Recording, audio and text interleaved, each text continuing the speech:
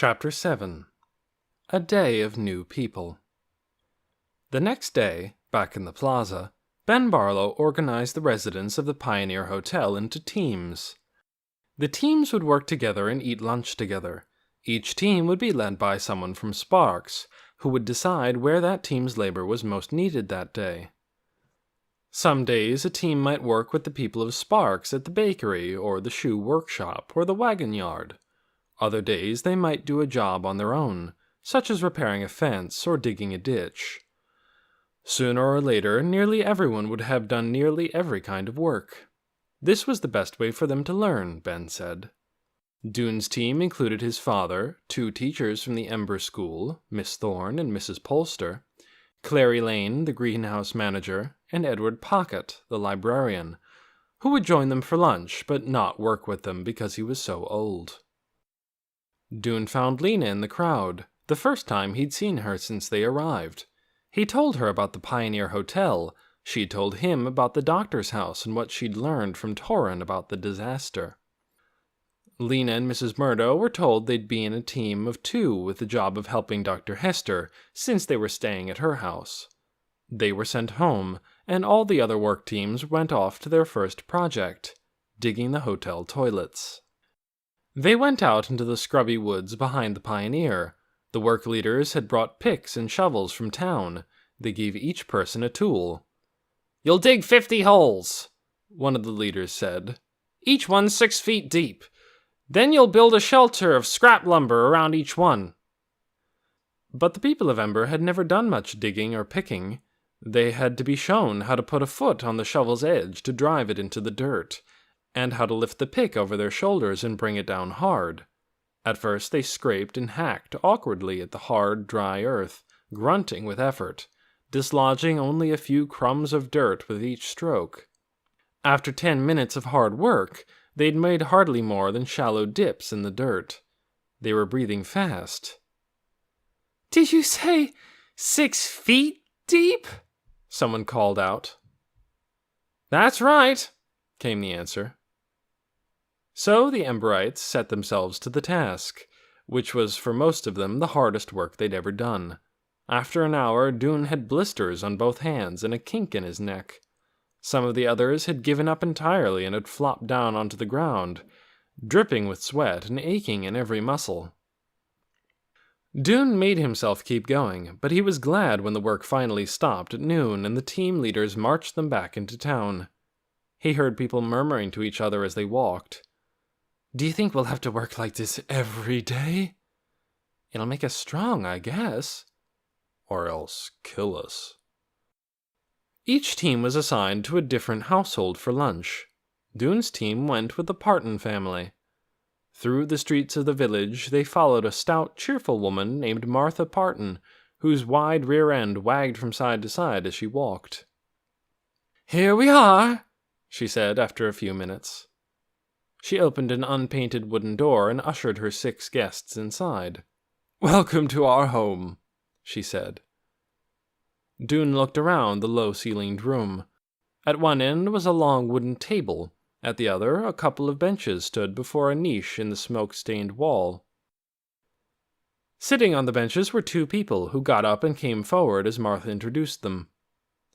"My husband, Ordney," Martha said. He was tall and narrow, with a mustache like a brown toothbrush under his nose. "And my son, Kensington." Kensington was a little younger than Dune, a skinny boy with yellow hair, big ears, and a freckled nose. He kept his eyes on the floor, except for a couple of quick, curious glances.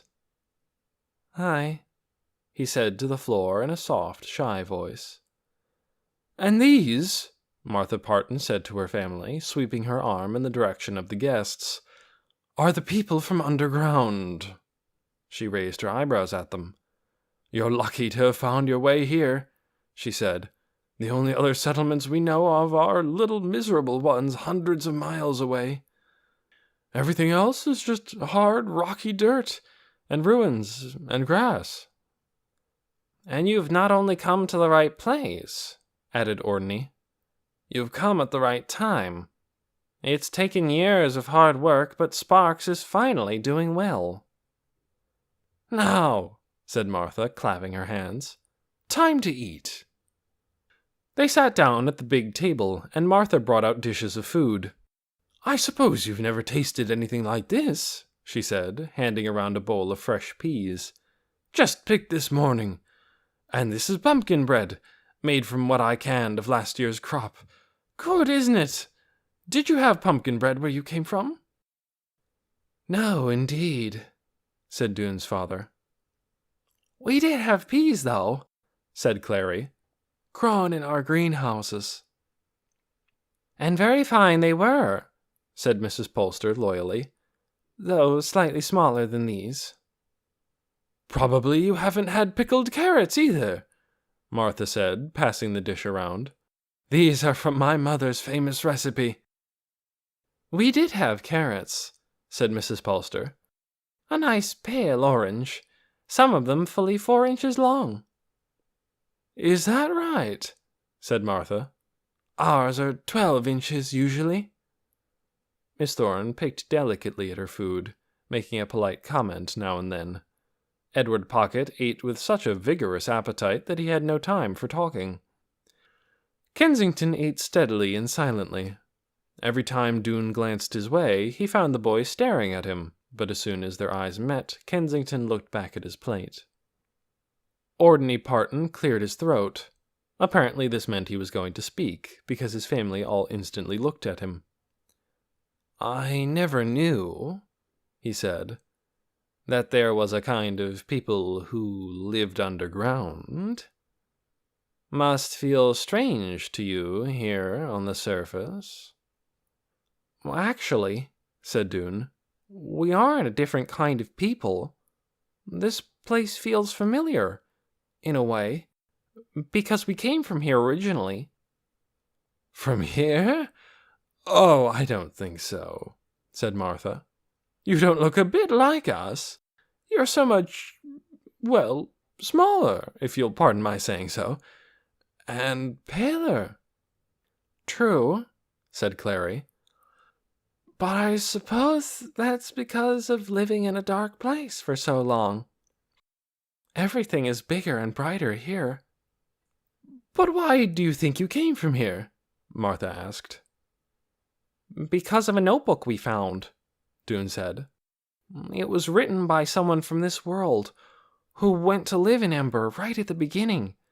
All the people of Ember came from this world." "Is that so?" said Martha, eyeing Dune skeptically. "Well, I must say, it's the strangest thing I've ever heard." Dune's father changed the subject. "You have such a fine, solid house," he said. "What is it made of?" "Earth," said Martha. "Pounded," said Ordney. "Strong as stone." "Thick walls," said Martha. "They make it cool in hot weather and warm in cold." She reached for another pickled carrot. "I suppose you lived in, what, some sort of burrows?" "Stone houses," said Edward Pocket, suddenly joining the conversation because his plate was empty. "2 stories. Extremely sturdy. Never too warm." There was silence. "Such a lovely lunch," said Miss Thorne in a small voice. "Perfectly delicious," Mrs. Polster declared. The others chimed in, and Martha beamed. They all rose from the table. Martha scurried into the kitchen and came out with a basket full of cloth-wrapped parcels. She handed one to each of her guests. "Your supper," she said, "and breakfast." "Thank you," said Dune's father. "You're very generous." They filed out the front door. Dune was the last to leave. Just as he stepped outside, he felt a light tap on his shoulder. He turned to see Kensington standing behind him, his eyes wide. "Aren't you the one who found the way out?" he whispered. Dune nodded. "I thought so," the boy said. He made a curious gesture, stuck out his hand with the fingers curled and the thumb straight up. Dune didn't understand it, but he thought it must mean something good, because a shy smile went with it. "Call me Kenny," the boy said, and he darted back through the door. Dune followed his father and the others down the street. "He's heard of me," he thought. He felt a pleasant sort of glow. Of course, Kenny was just a little boy. It was natural for a young boy to admire an older one. All afternoon they worked on the toilet holes. Dune was ready to drop by the end of the day. When the work leaders let them go, he walked down the long slope of ground in front of the Pioneer Hotel to the river. Large stones bordered the water at this point. He found one that was flat on top and sank onto it, tired to his bones. The sun was setting. The western sky glowed pink. The trees on the other side of the river cast long, thin shadows across the ground. He sat for 10 minutes or so, just gazing, his thoughts swirling slowly. It was going to take the people of Ember, all 400 of them, several days just to build their outhouses. And already they were exhausted. How long before they got used to doing this kind of work? Dune couldn't imagine feeling so tired day after day. He had blisters on his hands, his wrists and shoulders ached, and the back of his neck felt hot and sore, as if it had been burned. And he was strong and young. What about the older people and the younger children? Of course, they'd all have to work if they expected to be fed, but... His thoughts were interrupted by footsteps crunching behind him. He turned. There was Tick Hassler, walking toward him across the field. Dune's pulse quickened a little. Tick moved through the grass with a long stride, and when he came to the rocks alongside the river, he stepped from one to the next easily, never slipping or losing his balance. He raised a hand in greeting, and Dune waved back. "Thinking deep thoughts?" Tick said, coming up beside Dune and smiling down at him. "Not really," said Dune. "Just watching things." "Ah," said Tick. He put his hands on his hips and gazed out across the river. The setting sun shone on his face, making it glow, and draped his long shadow over the rocks. Dune wished he would sit down and talk. After a while, Tick said, "I'll tell you something." Dune glanced up quickly. Tick's eyes were a blue so light it was almost startling. "This is a very fine place you've brought us to," Tick said. "Yes," said Dune, pleased at being given the credit. "You deserve a lot of respect," Tick said. "You may be just a kid, but you took action when things got desperate. You were brave." Ordinarily, Dune didn't pay much attention to what other people thought about him, but there was something about Tick that made it pleasing to have his good opinion. Somehow, he didn't even feel insulted at being called just a kid. "Thank you," he said. He thought surely Tick would sit down on the rock next to him now, and they would talk. But instead, he stepped onto another rock, closer to the water, so that he had his back to Dune. They both gazed for a while at the reddening sky. When Tick turned around and said, "Really, a wonderful place. Just look at all this!" He swept his arm in a wide arc, taking in the groves of trees, the fields, the river, and the glowing red ball of the sun. "Yes," said Dune, "it is wonderful. We just need to get ourselves a little more comfortable," Tick said. "I have ideas already. We could fix up this old building first of all, get people organized and working together, get new glass for the windows maybe, pipe some water in from the river. What do you think?" "Sure," said Dune. "Chet Nome wants to work with me," Tick said. "Lizzie Biscoe, too, and Allie Bright. How about you?" "Sure," said Dune again, a little disappointed that Tick had talked to all these other people before him.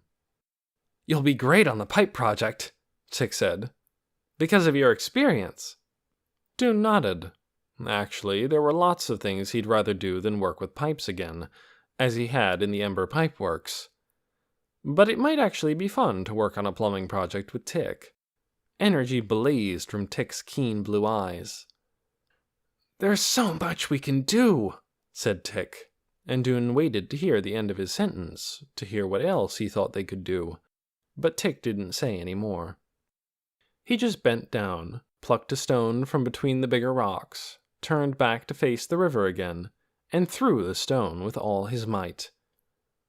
It sailed high up, a black dot against the scarlet sky, and came down with a splash in the shallow water on the far side of the river. Then he twisted around and smiled at Dune, an exuberant, radiant smile. "See you," he said, and he stepped across the rocks, climbed up the riverbank, and went back toward the hotel. When he was gone, Dune picked up a stone and flung it as hard as he could. It plunked down in the middle of the river. Not a bad throw, but not as good as Tick's.